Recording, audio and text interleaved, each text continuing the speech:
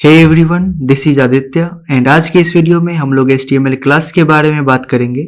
तो HTML element को एक क्लास स्पेसिफाई करने के लिए हम लोग HTML क्लास का यूज करते हैं। एक क्लास हम लोग मल्टीपल एलिमेंट्स को भी असाइन कर सकते हैं और एक एलिमेंट मल्टीपल क्लास भी शेयर कर सकता है। तो चलते हैं हम लोग अपने VS कोड की तरफ और देखते हैं कि हम लोग कैसे अपने HTML क्लास को अपने कोड में इंप्लीमेंट करते हैं। तो आप लोग देख सकते हो कि मैं अपने VS कोड में आ चुका हूं और मैं इसको यहाँ पे क्लिक करके इसको साइड कर देता हूं और मैं इसके फॉन्ट साइज को थोड़ा सा बड़ा कर देता हूं और मैं यहाँ पे फॉर्म्स को हटा के मैं यहाँ पे कर देता हूं क्लासेज और मैं इसको इम्प्लीमेंटेशन करके आपको दिखाता हूँ।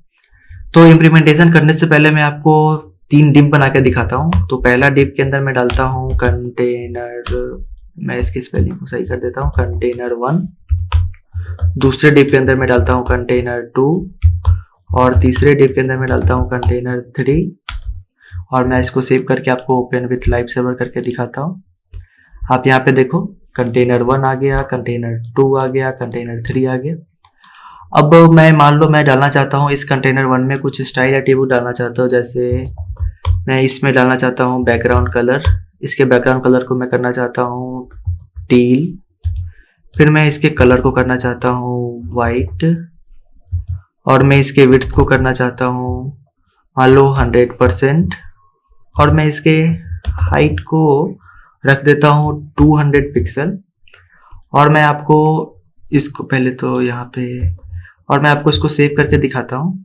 तो आप यहाँ पे देखो ये जो पहला जो कंटेनर है, पहला जो डिव था उसमें ये स्टाइल एट्रीब्यूट ऐड हो चुका है। मैं अगर चाहता हूँ कि मैंने तो ये पहला डिव में एट्रीब्यूट ये डाल दिया, अगर मैं चाहता हूँ कि ये सेम एट्रीब्यूट मैं इस वाले डब्बे में भी डालूँ, इस कंटेनर 2 में भी डालूँ, तो मैं क्या करूँगा, ये सेम यहाँ पे ही डालूंगा। तो मैं इसको यहाँ पे तो अभी कॉपी एंड पेस्ट कर देता हूँ, कंट्रोल-C से कॉपी करके मैं यहाँ पे कंट्रोल-V से इसको पेस्ट कर देता हूँ। और तो आप यहाँ पे देखो मैं इसको सेव करके आपको दिखाता हूँ। तो आप यहाँ पे देख सकते हो कि कंटेनर 1 और कंटेनर 2 में भी वो एट्रीब्यूट ऐड हो गया है, पर आप यहाँ पे देख सकते हो कि ये जो इसमें कुछ दिख नहीं रहा, आपको यहाँ पे कुछ गैप नहीं दिख रहा ताकि आप इस दोनों में डिस्टिंग्विश कर पाओ।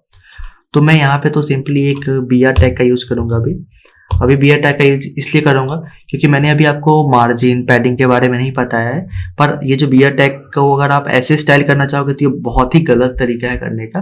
पर अभी तो मैंने आपको CSS नहीं पढ़ाया है, आपको मैंने मार्जिन पैडिंग ये सब के बारे में डिटेल बताऊंगा जब, तो आपको सारा चीज क्लियर हो जाए कि हम लोग क्यों नहीं इसको यूज करेंगे, क्यों हम लोग को वही यूज करना चाहिए मार्जिन पैडिंग वाला सिस्टम। तो अभी के लिए मैं इसको ऐसे करके इसको सेव करके आपको दिखाता हूँ। तो आप यहाँ पे देखो कि कंटेनर 1 थोड़ा सा गैप, कंटेनर 2 आ गया। अगर मैं सेम चाहता हूँ, सेम एट्रीब्यूट चाहता हूँ इस कंटेनर 3 को भी डालना, तो मैं क्या करूँगा, फिर से यहाँ पे एक तो BR का यूज करूँगा, BR टैग का, ताकि वहाँ पे एक लाइन स्पेस आए। एंड फिर मैं इस एट्रीब्यूट को कंट्रोल-C से कॉपी करके कंट्रोल-V से पेस्ट कर दूंगा और मैं आपको इसको सेव करके दिखाता हूँ। तो आप यहाँ पे देखो कि इस तीनों डब्बे पे सेम एट्रीब्यूट लग चुका है। तो इसका ये मतलब हुआ कि अगर मुझे किसी डब्बे पे मान लो 10 डब्बा है मेरे पास और 10 डब्बे में मुझे सारा एट्रीब्यूट सेम डालना है, तो मेरे पास तो अभी यही दिख रहा है कि सारे में जाओ इस स्टाइल को कॉपी पेस्ट करो, कॉपी पेस्ट करो, कॉपी पेस्ट करो, पर ये तो कितना टाइम कंज्यूमिंग है। अगर मान लो मुझे हर एक डब्बे में कुछ कुछ चेंज करना हुआ, मान लो इस स्टील को हटा के मुझे सब में ब्लैक करना हुआ, तो मुझे यहाँ पे ही ब्लैक करना पड़ेगा, यहाँ पे ही ब्लैक करना पड़ेगा, यहाँ पे ही ब्लैक करना पड़ेगा। तो ये कितना अनऑप्टिमाइज्ड तरीका है किसी चीज को करने का। तो इसीलिए हम लोग क्लास का यूज करते हैं। जैसे मान लो जैसे जो हमारा स्कूल होता है उसमें भी जैसे एक क्लास होता है ना, 5th क्लास, मान लो 5th क्लास में कुछ बच्चे हैं, तो उन बच्चों में कुछ एट्रीब्यूट सेम होता है, जैसे वो क्लास 5th के हैं, उनका यूनिफॉर्म क्या है, यूनिफॉर्म सेम होगा, उनका एज क्या है वो सेम होगा, उनके सब्जेक्ट्स क्या है वो सेम होंगे। तो उसी तरीके से हमारे वेबसाइट पे कुछ ऐसे डब्बे होते हैं जिनका एट्रीब्यूट सेम होता है। तो अगर हमें बहुत सारे डब्बे को कुछ एट्रीब्यूट देना है तो हमें बार बार जाके डालना पड़ेगा, पर अगर हम उसे ऐसा कर दे कि हम उसे क्लास से डिफाइन कर दे कि हाँ तुम्हारा भी क्लास ये है, तुम भी इस क्लास से बिलोंग करते हो, तुम भी इस क्लास से बिलोंग करते हो, तुम भी इस क्लास से बिलोंग करते हो, तो तुम्हारा ये एट्रीब्यूट होगा। जैसे किसी बच्चा है, 10 बच्चा अगर 5th क्लास से बिलोंग कर रहा है तो उसका भी एट्रीब्यूट बाकी 9 से तो सेम होगा।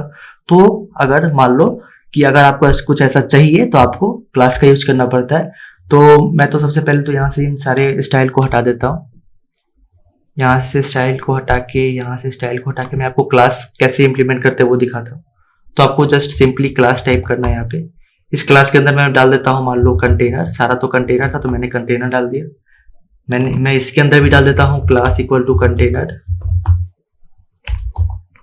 एंड इसके अंदर भी जाके मैं सेम कर देता हूँ क्लास इक्वल टू कंटेनर, और मैं इसको सेव करके आपको दिखाता हूँ। तो अभी आपको वहां पे कुछ नहीं दिखेगा, जैसा एक टेक्स्ट होता है ना वैसे आपको दिखेगा, जैसे कंटेनर 1 दिखा, कंटेनर 2 दिखा, कंटेनर 3 दिखा, क्योंकि मैंने तो यहाँ से सारा इसका एट्रीब्यूट हटा दिया ना। आप यहाँ पे देखो, आप यहाँ पे क्लिक करके देखो कि यहाँ से तो मैंने सारा एट्रीब्यूट यहाँ से हटा चुका है, यहाँ पे मैंने कोई स्टाइल एट्रीब्यूट डाला ही नहीं।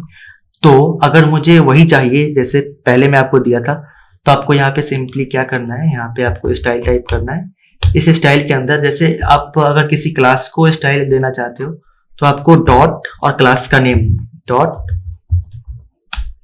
क्लास नेम टाइप करना पड़ता है। तो यहाँ पे मेरा क्लास नेम क्या है, मेरा क्लास नेम है कंटेनर। मैं और इसके बाद आपको करली ब्रेस का यूज करना है। तो डॉट कंटेनर एक करली ब्रेस, इसके अंदर आप जो भी एट्रीब्यूट डालना चाहते हो। तो मेरा क्या क्या एट्रीब्यूट था, बैकग्राउंड कलर था टील, इसके बाद मेरा था कलर था वाइट, इसके बाद मेरा था विड्थ था कितना, विड्थ था मेरा 100%, फिर इसके बाद मेरा हाइट था 200 पिक्सल।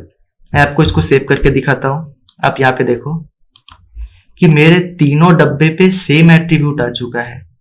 मैं एक जगह कोड लिखा, इस कंटेनर को मैं वो एट्रीब्यूट डाला, और मेरे तीनों डब्बे पे, इस डब्बे पे भी, इस डब्बे पे भी, इस डब्बे पे, तीनों डब्बे पे वो आ गया। तो अगर मान लो मुझे यहाँ से स्टील को हटा के ब्लैक करना हुआ तो मैं एक जगह चेंज करूंगा और मुझे चारों जगह दिख जाएगा अपडेट, मुझे तीनों जगह अपडेट दिख रहा है। तो इसीलिए हम लोग क्लास का यूज करते हैं, ताकि हमारा जो कोड हो वो ऑप्टिमाइज्ड तरीके से हो। तो अब तक तो हम लोगों ने ये देखा कि हाँ मेरे पास 3 कंटेनर है, इन तीनों कंटेनर को मैंने एक क्लास नेम एट्रीब्यूट डाल दिया है, एंड इसके बाद इन क्लास को मैंने कुछ बेसिक क्राइटेरिया डाल दिया, बेसिक एट्रीब्यूट इनमें मैंने डाल दिया है। अब मान लो कि मैं आपका जो 5th क्लास था उनमें तो उनका जो सेम क्राइटेरिया था, जैसे उनके क्लॉथ्स, उनके एज और उनके सब्जेक्ट्स जो 3 सेम थे। इसके बाद जो उनके में तो अलग भी हो सकता है ना, कि इस बच्चे को दूसरे बच्चे से क्या डिफरेंट कराता है। जैसे आपका जो वेबसाइट है, आपके वेबसाइट पे सारा एलिमेंट तो सेम नहीं होगा ना, सारा आपको तो अलग अलग एलिमेंट से मिलके आपका वेबसाइट बनता है ना। तो उसके लिए जैसे मान लो वो जो 5th क्लास का जो बच्चा है, तो उसका एक बच्चा का क्या हो सकता है, उसका नाम अलग होगा, उसका जेंडर अलग होगा, उसका हाइट अलग होगा। तो उसी तरीके से अगर मान लो कि आपका जो तीनों कंटेनर है, इसका तो बेसिक क्राइटेरिया, हाँ मेरा उसका बेसिक क्राइटेरिया जैसे बैकग्राउंड कलर ब्लैक, उसका कलर वाइट, उसका विड्थ 100% एंड हाइट 200 पिक्सल, इतना तो मैंने यहाँ पे आके डाल दिया। अब मान लो इसके बाद मैं चाहता हूँ इसमें कुछ और ऐड करना, कि जैसे मान लो कंटेनर 1 था, मैं चाहता हूँ कि इसका जो फॉन्ट साइज है, आप यहाँ पे देखो, इसका जो फॉन्ट साइज है, मैं चाहता हूँ कि इसका फॉन्ट साइज ये नॉर्मल ना हो के ये 45 पिक्सल का हो जाए। मैं उसे भी कर सकता हूँ।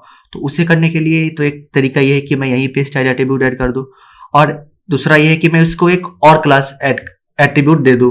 तो दूसरा क्लास एट्रीब्यूट देने के लिए आपको क्या करना पड़ता है ना, ये जो इन्वर्टेड कॉमा है, इसमें जो पहला कंटेनर जो आपको पहला क्लास नेम दिख रहा है, इसके बाद यहाँ पे जाने के बाद आपको एक स्पेस देना है, इसके बाद आपको दूसरा डालना है। तो मान लो ये जो कंटेनर 1 के लिए है, तो मैं डाल देता हूँ कंटेनर 1 के लिए con1, एंड इसके बाद मैं इसको सेव करके, और मैं इसमें con1 में भी एक एट्रीब्यूट ऐड कर दूंगा। मैं स्टाइल एट्रीब्यूट डाल दूंगा इसके अंदर क्या डालूंगा, इसके अंदर डाल देता हूँ मैं फॉन्ट साइज को मैं बोल देता हूँ,